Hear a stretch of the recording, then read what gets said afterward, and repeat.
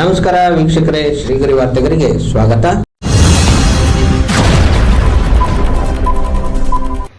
ದಿನಾಂಕ ಜುಲೈ 24, 2026ರಂದು ಕರ್ನಾಟಕ ರಾಜ್ಯ ಒಕ್ಕಲಿಗರ ವಿಕಾಸ ವೇದಿಕೆಯ ವತಿಯಿಂದ ರಾಜ್ಯ ಒಕ್ಕಲಿಗರ ಸಂಘದ ಸಂಸ್ಥಾಪಕರಲ್ಲೊಬ್ಬರು ಹಾಗೂ ಆದಿ ಚುಂಚನಗಿರಿ ಮಠವನ್ನು ಉಳಿಸುವ ಪ್ರಮುಖರಲ್ಲೊಬ್ಬರು ಆದ ದಿ ಕೆ.ಎಚ್. ರಾಮಯ್ಯನವರ ಹುಟ್ಟುಹಬ್ಬ ಮತ್ತು ಕೃಷ್ಣರಾಜ ಒಡೆಯರ್ ಅವರ 107ನೇ ಮೀಸಲು ದಿನ ಮತ್ತು ಯಶೋದಮ್ಮ ದಾಸಪ್ಪ ಪ್ರಯುಕ್ತ ಬಾಲ ವಿಕಾಸ ಶ್ರೀ ಮತ್ತು ಯುವ ವಿಕಾಸ ಶ್ರೀ ಪ್ರಶಸ್ತಿ ಪ್ರದಾನ ಸಮಾರಂಭವನ್ನು ಆಚರಿಸಲಾಯಿತು.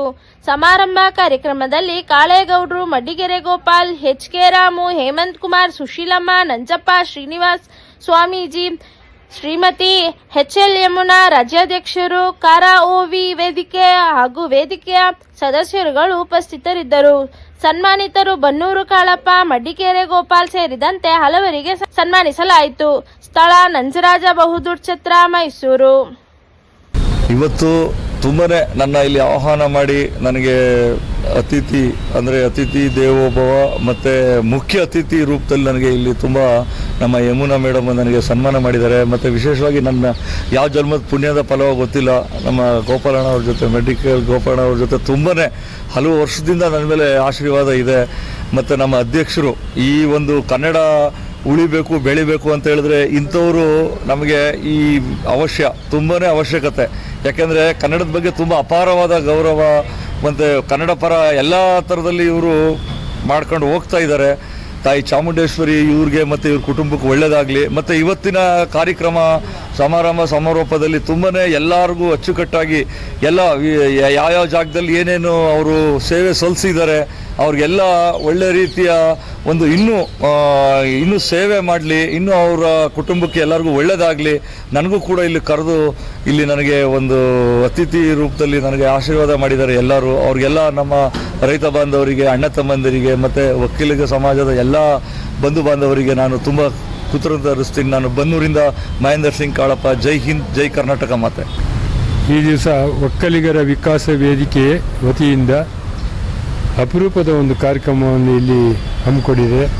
ಅದರ ಸಂಸ್ಥಾಪಕ ಅಧ್ಯಕ್ಷರಾದಂಥ ಶ್ರೀಮತಿ ಯಮುನಾ ಮೇಡಮ್ನವರು 15 ವಸಂತಗಳನ್ನು ಪೂರೈಸಿದ್ದಾರೆ. ಇಬ್ಬರು ಹೆಣ್ಣು ಮಗಳು 15 ವಸಂತಗಳನ್ನು ಪೂರೈಸಿ ನಿತ್ಯ ನಿರಂತರವಾಗಿ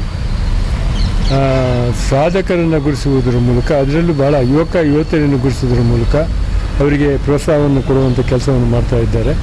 ಅದೊಂದು ಅಪರೂಪದ ಕ್ಷಣ. ಹಾಗೆ ರಾಮಯ್ಯನವರು, ಕೆ.ಎಚ್. ರಾಮಯ್ಯನವರು ನಾಲ್ವಡಿಯವರ ಕಾಲದಲ್ಲಿ ಅವರಿಗೆ ಮಾರ್ಗದರ್ಶಕರಾಗಿದ್ದವರು.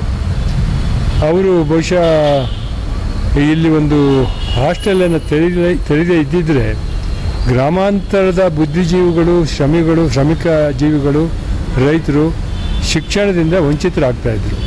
ದೊಡ್ಡ ಸಾಧನೆ ಅವ್ರದ್ದು ಆ ಕಾಲದಲ್ಲಿ.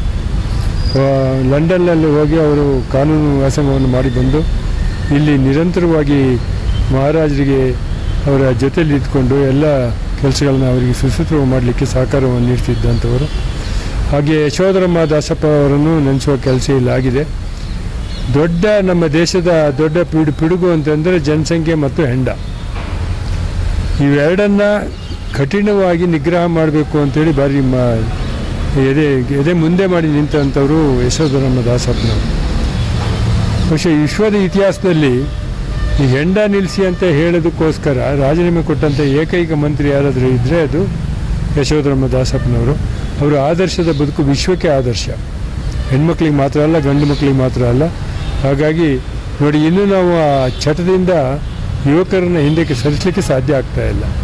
ನೋಡ್ಲಿಕ್ಕೆ ಚೆಂದ ಕಾಣಿಸ್ತದೆ. ನಾನು ಬೇಸರ ಮಾಡ್ಕೊಳ್ಬಾರ್ದು. ಯಾಕೆಂದರೆ ನಾನು ಸಾಮಾನ್ಯವಾಗಿ ಕಾರ್ಯಕ್ರಮ ಬಿಟ್ಟು 12 ಗಂಟೆ ರಾತ್ರಿಗೆ ಮನೆಗೆ ಹೋಗ್ತೇನೆ. 12 ಗಂಟೆ ನಂತರ ಕೆಲವು ಬಾರ್ಗಳಲ್ಲಿ, ಕ್ಲಬ್ಗಳಲ್ಲಿ ಸಂಪೂರ್ಣ ಕಾರ್ಗಳು ನಿಂತಿರ್ತವೆ. ಅವರೆಲ್ಲ ಯಾವಾಗ ಮನೆಗೆ ಹೋಗ್ತಾರೆ, ಮಕ್ಕಳ ಜೊತೆ ಯಾವಾಗ ಮಾತಾಡ್ತಾರೆ, ಹೆಂಗಸ್ರ ಜೊತೆ ಯಾವಾಗ ಮಾತಾಡ್ತಾರೆ ಗೊತ್ತಾಗ್ತಾ ಇಲ್ಲ. ಯಾಕಂದರೆ ಅದೇನೋ ಐಷಾರಾಮಿ ಬದುಕು ಅಂತ ತಿಳ್ಕೊಂಡು ಅದನ್ನು ಮಾಡ್ತಾಯಿದ್ದಾರೆ. ಅದು ಆಗಬಾರ್ದು.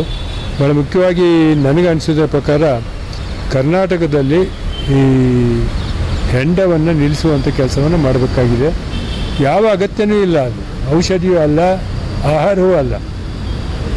ಅದನ್ನು ನಾವು ಹೆಚ್ಚು ಸೇವಿಸುವಂಥ ಪ್ರೇರಣೆ ಮಾಡ್ತಾಯಿದ್ವಿ. ಹೆಚ್ಚು ಹಣ ಬರುತ್ತೆ ಅಂತ ಹೇಳ್ಬಿಟ್ಟು ಅದು ಆಗಬಾರ್ದು. ಅದಕ್ಕಿಂತ 10 ಪಟ್ಟು ಹಣವನ್ನು ಆರೋಗ್ಯಕ್ಕೆ ಕೊಡ್ತಾ ಇದ್ದಾರೆ. ಇಲ್ಲಿ ಹೆಂಡದ ಬರ್ತಕ್ಕಂಥ ಕೈವರಿಗೆ ಏನು ಸಹಾಯ ಬರುತ್ತೆ ಅದರ 10 ಪಟ್ಟು ಆರೋಗ್ಯಕ್ಕೆ ಸರ್ಕಾರ ಖರ್ಚು ಮಾಡ್ತಾ ಇದೆ. ಅದು ಯಾಕೆ ಅರ್ಥ ಆಗ್ತಾ ಇಲ್ವೋ ಗೊತ್ತಾಗ್ತಾ ಇಲ್ಲ. ಅದ್ರ ಬಗ್ಗೆ ಮಾತನಾಡುವ ಸಂದರ್ಭ ಇದಲ್ಲ. ಈ ಸಂದರ್ಭದಲ್ಲಿ ಯಮುನವರು ಈ ನಾಡಿನಾದ್ಯಂತ ಸಾಧಕರನ್ನು ಹುಡಿಸುವುದರ ಮೂಲಕ ನಮಗೆ ಸಿಕ್ಕಲಿಕ್ಕೆ ಅಲ್ಲ, ಕೆಲವು ಸಾಧಕರನ್ನು ಹುಡುಕ್ಲಿಕ್ಕೆ ಆಗೋದಿಲ್ಲ, ಅಂಥವ್ರನ್ನ ಹುಡುಕಿ ಅವರಿಗೆ ಇಲ್ಲಿ ಪ್ರೋತ್ಸಾಹ ಕೊಡೋದ್ರ ಮೂಲಕ ಅವರ ಬದುಕು ಆಸನವಾಗುವಂತೆ ಮತ್ತು ಅವರಿಗೆ ಆದರ್ಶ ಬೇರೆ ಮಕ್ಕಳು ಅವರಂತೆ ಬೇರೆ ಬೇರೆ ವಿಷಯಗಳಲ್ಲಿ ಪ್ರಾವೀಣ್ಯತೆಯನ್ನು ಕೌಶಲ್ಯವನ್ನು ಪಡೀಲಿಕ್ಕೆ ಸಾಧ್ಯ ಅಂತ ಹೇಳ್ತಾ ಅವರಿಗೆ ವಿಶೇಷವಾಗಿ ಧನ್ಯವಾದಗಳನ್ನು ಹೇಳಿ ತಮ್ಮೆಲ್ಲರಿಗೂ ಒಂದಿಷ್ಟು ನಾನು ಮಾತು ಮುಗಿಸ್ತೇನೆ. ನಾನು ಮಡ್ಡಿಕೆರೆ ಗೋಪಾಲ್ ಅಂತೇಳಿ ಜಿಲ್ಲಾ ಕನ್ನಡ ಸಾಹಿತ್ಯ ಪರಿಷತ್ತಿನ ಅಧ್ಯಕ್ಷ, ಮೈಸೂರು. ಬೆಂಗಳೂರಿನ ಹಳಗೇರಿಯ ಹುಟ್ಟಿದವರು. ಆದರೆ ಮೂಲತಃ ಅವರು ದೊಡ್ಡಬಳ್ಳಾಪುರ ಮೂಲ ದೊಡ್ಡಬಳ್ಳಾಪುರ. ಆ ನಂತರ ಹೆಚ್ಚು ಸೇವೆಯನ್ನು ಅವರು ಕೆಲಸವನ್ನು ಮಾಡಿಕೊಂಡು ಮೈಸೂರು ಭಾಗ. ಈ ನಿಟ್ಟಿನಲ್ಲಿ ನಮ್ಮ ಒಕ್ಕಲಿಗ ಜನಾಂಗವು ಮುಖ್ಯವಾಹಿನಿಗೆ ಬರಲಿಕ್ಕೆ ಬಹಳ ಒಳ್ಳೆಯ ಕಾರ್ಯಕ್ರಮ ಇತ್ತು. ಈ ಕಾರ್ಯಕ್ರಮ ಯಶಸ್ವಿ ಮಾಡಲಿಕ್ಕೆ ಸ್ವಾಮೀಜಿಗಳು ಈ ಸಂದರ್ಭದಲ್ಲಿ ಭಾಗವಹಿಸಿದ್ದು ನಿಜಕ್ಕೂ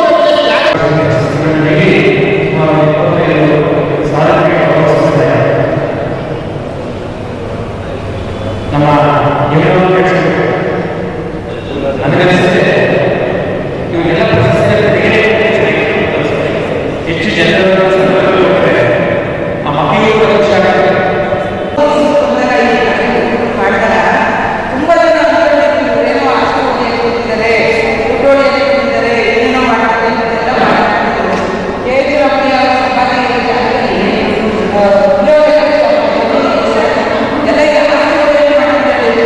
ಮಾತಾಡೋದು ಆಮೇಲೆ ಯಾವ ಆಸನ ಮಾಡಿಲ್ಲ, ಎಲ್ಲ ಕಳ್ಕೊಂಡ್ವಿ. ಎಷ್ಟು ಖರ್ಚು ಮಾಡ್ತಾ ಇದ್ದೀವಿ ಮಾಡಿದ್ದೀವಿ ಅಂತ ಅನ್ಬೋದು. ನಮ್ಗೆಲ್ಲ ಬೇರೆ ಏನಾದರೂ ನಮ್ಮ ಹತ್ರನೇ ಬರ್ತಾರೆ. ನಮ್ಮಿಂದ ಹೆಮ್ಮೆ ಇದೆ. ಯಾಕೆಂದರೆ ಕಷ್ಟ ಅನ್ನೋದು ತುಂಬ ಸುಖ ಇದೆಯಲ್ಲ, ಸುಖ ಕೊಡ್ತಾರೆ ಅವರೆಲ್ಲ ಯಾರು ಕಷ್ಟ ಪಡೋದು ಹೋಗೋದೇ ಇಲ್ಲ. ಯಾರೋ ಹಾಗಾಗಿ ನಾನು 15